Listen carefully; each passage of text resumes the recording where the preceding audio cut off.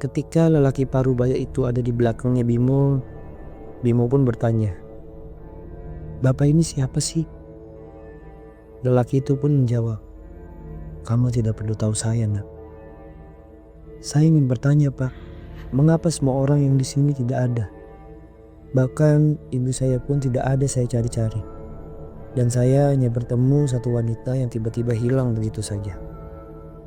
Lelaki parubaya itu menjawab, "Apakah di alam semesta ini hanya tentang manusia saja?"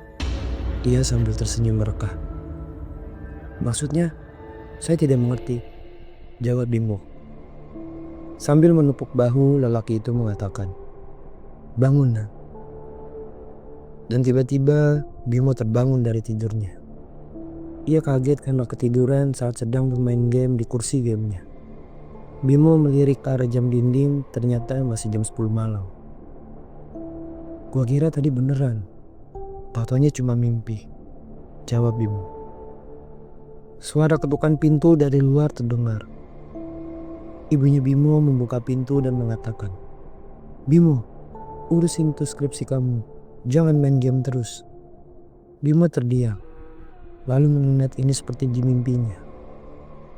Ibunya pun berbicara lagi, "Kamu dengar gak, Bimo? Mama lagi ngomong." Bimo tidak menjawab, wajahnya semakin heran. Lalu ibunya mematikan arus listrik komputernya, percis seperti di mimpi. Ia pun mengatakan ucapan yang sama, "Bimo, skripsi kamu itu urusin. Kalau nanti kamu telat lulusnya gimana, Bimo?" "Kok kayak di mimpi gue tadi ya?" bertanya dalam hati. Bimo mengatakan, "Sabar, Ma, nanti juga dikerjain." Ia ingat perkataan di dalam mimpinya apa yang ibunya katakan, dan ternyata sama. Ibunya pun mengatakan demikian.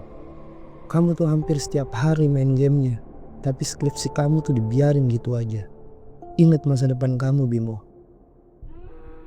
Bimo pun mengingat-ingat apa yang ia katakan di dalam mimpinya. Setelah ingat, ia mengatakan, "Mah, masa depan Bimo belum tentu di titel sarjana kok. Bisa aja Bimo setelah lulus masih susah nyari kerjaan. Yang terpenting itu kan skill kita, bukan dari selembar kertas ijazah," ucap Bimo sambil menunggu jawaban dari ibunya. "Kamu tuh kalau dikasih tahu alasan terus. Sarjana itu penting buat masa depan kamu, Bimo." "Ah, sudahlah, terserah kamu saja. Mama capek kasih taunya." Ibunya pun keluar dan menutup pintu dengan kencang. Ternyata benar, seperti yang dimimpi. Bimo seketika itu berhenti sejenak bermain gamenya, lalu memikirkan apa yang sedang terjadi pada dirinya. Kemudian ia menyalakan lagi komputernya, tetapi tidak bermain game. Ia membuka situs Google untuk mencari tahu tentang arti mimpi.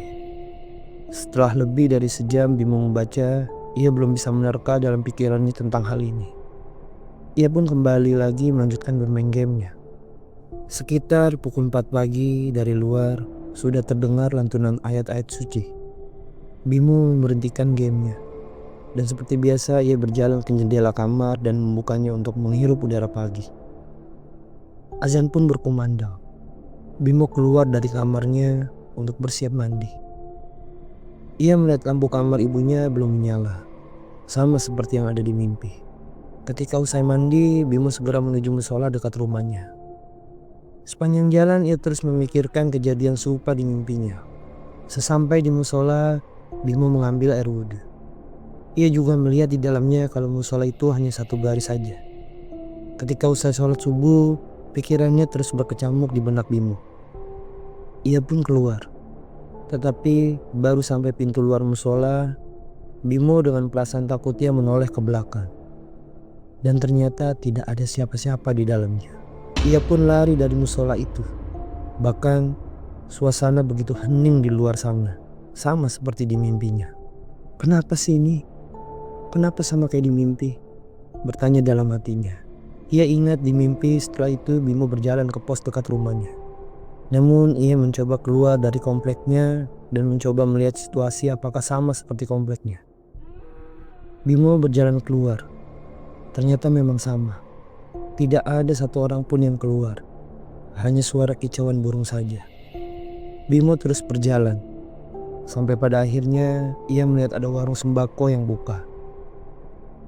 Sambil menegaskan apakah ada orang di sana, ia mencoba membeli sesuatu di warung itu. "Permisi, beli." Namun tidak ada jawaban di dalam warung itu. 10 menit Bimo menunggu, tidak keluar juga orangnya. Dan di sekitaran sana juga tidak ada orang yang lewat. Dari belakang ada yang menepuk pundak Bimo sambil mengatakan, "Nak." Bimo menoleh ke belakang.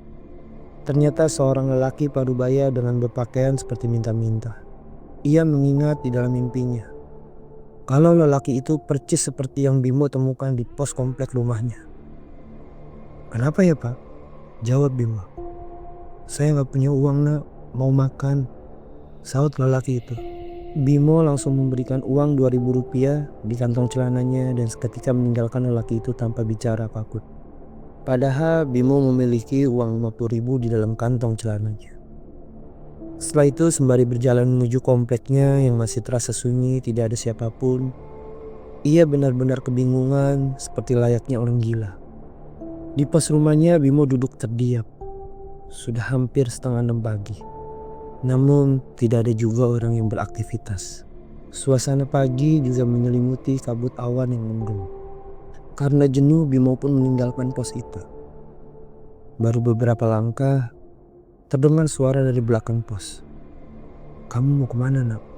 Bimo menoleh. Ia dibuat kaget, ternyata lelaki parubaya dengan pakaian yang sama seperti di mimpi.